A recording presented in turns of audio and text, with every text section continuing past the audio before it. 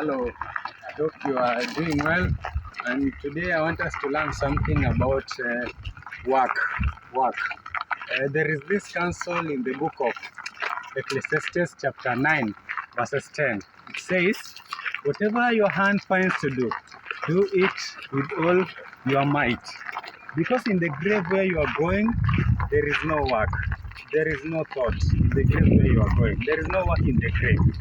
And also there is this counsel that Paul gives in the book of Colossians. He say it's a counsel to servants. He say he's telling the servants to work not with eye service, but with singleness of heart, not to work as men pleasers.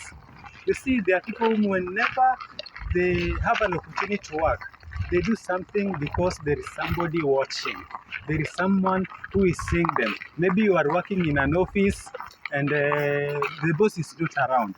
So when the boss is not around, you behave, you don't care whether you reach the target or not. You can just now start telling stories, you do anything that you want. But when the boss is around, you pretend to be very busy, you pretend to be very hardworking. That is very wrong. You should not be working just because someone is seeing, but do what is right, whether someone is seeing or not.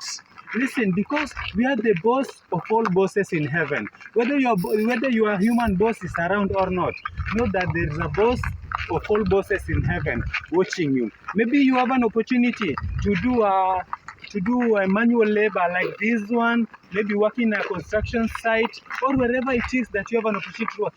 Give it your best. Do all that you do. You work hard. God will see the work of your hand, and He is going to bless the work of your hand. Do your best. Give it your best, because God is saying, because you've decided not to steal, you've decided to work hard. It doesn't matter the kind of work you're doing, as long as it is in order. As long as that work is not against the law, please do it with all your strength, and God will reward the work of your hands. For example, you have an opportunity to work as a cleaner. Can you clean well? Clean nicely. Clean the windows, clean the compound nice, so that the boss of all bosses, when he sees what you are doing, he's going to bless the work of your hand, and he's going to reward you very, very well. Maybe you have an opportunity to work as a cook. Can you cook well? Cook nicely. Don't just cook for the sake of cooking, but just cook nicely. Very delicious food. If you're serving your customers, can you serve them with delight? Be happy when you're serving them. Don't serve them with a frown face as if somebody has forced you to do what you're doing. No.